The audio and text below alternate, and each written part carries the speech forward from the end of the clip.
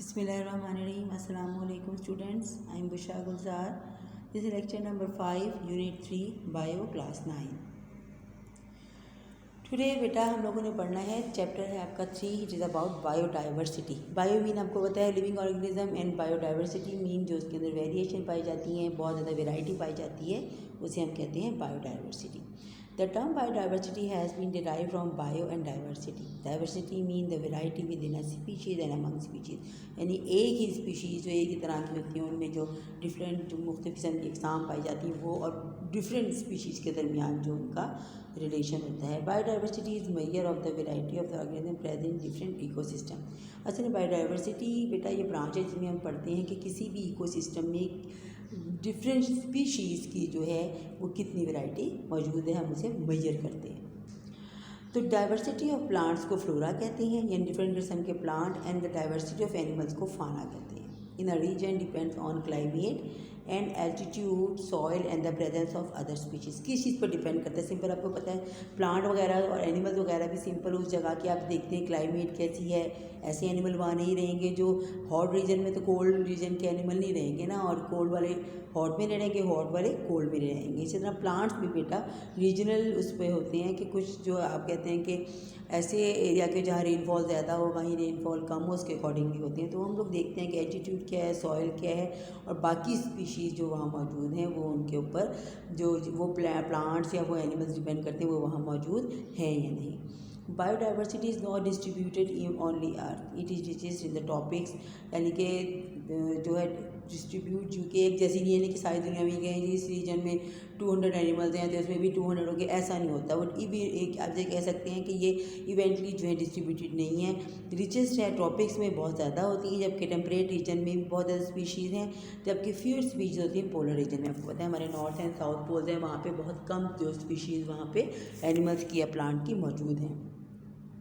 Biodiversity इसका मतलब depend किस पे करती है biodiversity? It is dependent on climate, altitude, soil and presence of other species. अब biodiversity found in earth today is the result of 4 billion years of evolution. यानी 4 billion year का evolution के बाद ये जो हमारे पास बायोडाइवर्सिटी है ये वजूद में आई है. एवोल्यूशन कहते हैं इनकलाब को, एकदम से आ जाने वाली तब्दीली को. The origin of life is not well known to science. अब ओरिजिन ऑफ लाइफ जो है कि सेल को बहुत अच्छी तरह हमें साइंस को भी बहुत अच्छी तरह मौजूद मालूम ही नहीं है कि ज़िंदगी की इब्तदा कैसे हुई. बट लिमिटेड एविडेंस सजेस्ट करते हैं कि 600 मिलियन ईयर्स पहले लाइफ जो थी वो सिर्फ बैक्टीरिया और जो सिमिलर जो यूनिसेलुलर ऑर्गेनिज्म के ऊपर ही मुश्तमिल थी. अब क्या है इंपॉर्टेंस क्या है बायोडाइवर्सिटी की? बायोडाइवर्सिटी प्रोवाइड हमें क्या कुछ करती है? फूड करती है ह्यूमन को प्रोवाइड, और बहुत ज़्यादा ड्रग्स डिराइव करती हैं directly and directly biological sources से. हम इंडस्ट्रियल मटेरियल हमें इससे मिलता है, building material, fibre, dyes, resins, gums, adhesive rubber, ये सब हम लोग प्लांट से डायरेक्टली या इनडायरेक्टली डिराइव करते हैं. Biodiversity play important role in making and maintaining ecosystem. Simple बेटा इकोसिस्टम को भी ये मेंटेन करती है. कहीं इंसान हो, पौधे ना हो, मुमकिन नहीं है. पौधे हों और उसे यूज़ करने के लिए जानवर ना हो, ये भी मुमकिन नहीं है. It plays a part in regulating the chemistry of our atmosphere and water supply. ये रेगुलेट करने के लिए बहुत ज़्यादा ज़रूरी है.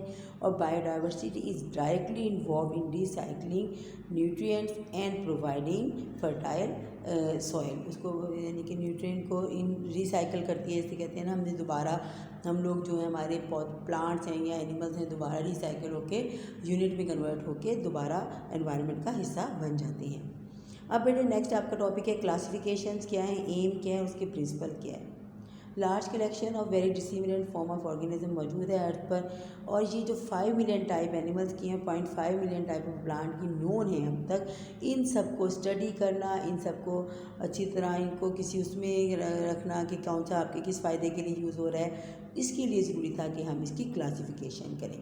तो क्या है बेटा कि इन सब की अपनी अपनी लाइफ होती है, ज़्यादा फूड हासिल करते हैं, कैसे किन फेवरेट कंडीशन में एनवायरनमेंट में वो रहती हैं, किस तरह वो सर्वाइव करते हैं. तो इनकी to study such a large collection biologist classify the organism into group and sub group, and for this task they require some system.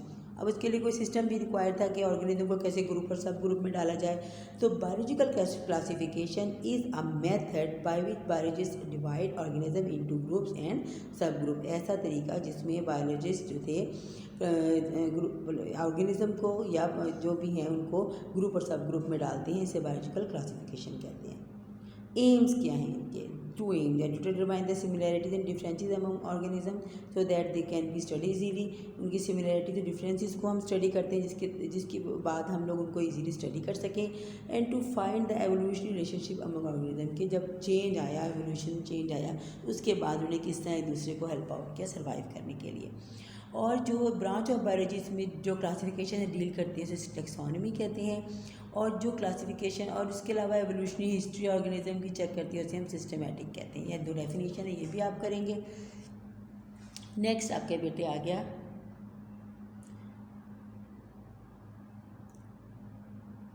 कि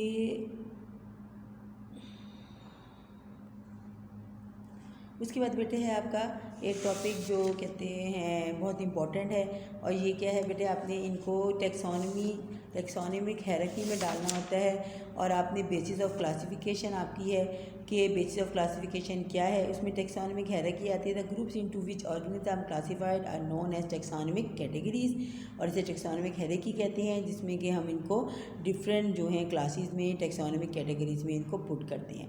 सारे के सारे ऑर्गेनिज्म जो हैं 5 किंगडम में आपने इन्हें डाला हुआ है, और ये लार्जेस्ट टेक्सॉन है। Kingdom is the largest tax on on the basis of similarities, कि उस पर kingdom is the further divided है फाइलम में, क्लास में, ऑर्डर में, फैमिली में, जीनस में, स्पीशीज़ में।